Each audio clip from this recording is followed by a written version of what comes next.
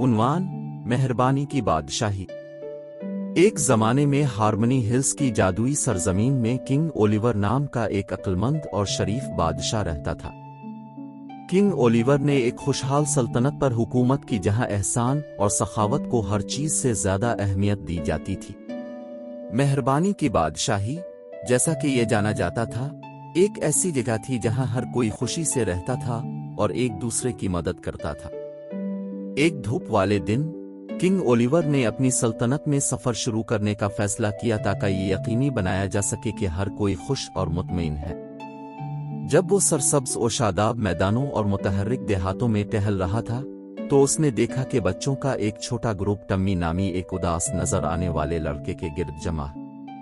متجسس king Oliver بچوں کے پاس گیا اور پوچھا، میرے دوستو، کیا معاملہ ہے؟ بچوں میں سے ایک نے وضاحت کی کہ ٹمی کا پسندیدہ کھلونا کھو گیا تھا اور وہ اسے کہیں نہیں مل سکا۔ کنگ اولیور گرمجوشی سے مسکرایا اور کہا، ڈرو نہیں جوانو، ہم سب مل کر ٹم کے پیارے کھلونے کو تلاش کریں گے۔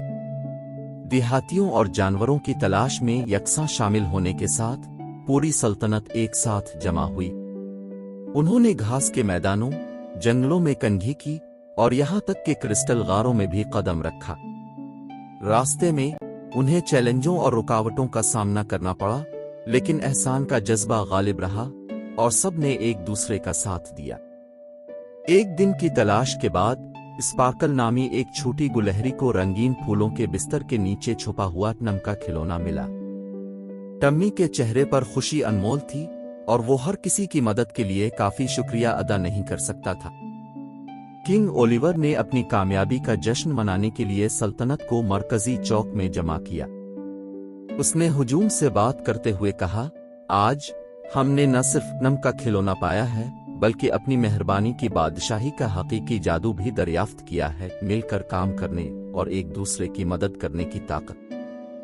اتحاد اور مہربانی کے جذبے کا احترام کرنے کے لیے کنگ اولیور نے ایک نئی روایت کا اعلان کیا۔ مہربانی کا تہوار ہر سال ہارمنی ہلز کے لوگ دوستی، تعاون اور دوسروں کی مدد کرنے کی خوشی منانے کے لیے اکٹھے ہوتے، اور یوں کانڈنیس فیسٹیول ایک سالانہ تقریب بن گیا جو بچوں اور بڑوں کو ہمدردی، افہام و تفہیم اور مل کر کام کرنے کی اہمیت کی یاد دلاتا ہے۔ کنگ اولیور کی مہربانی کی وراثت پھلتی پھولتی رہی، جس نے کائنڈنس کنگڈم کو آنے والی نسلوں کے لیے محبت اور ہم آہنگی کا مینار بنا دیا۔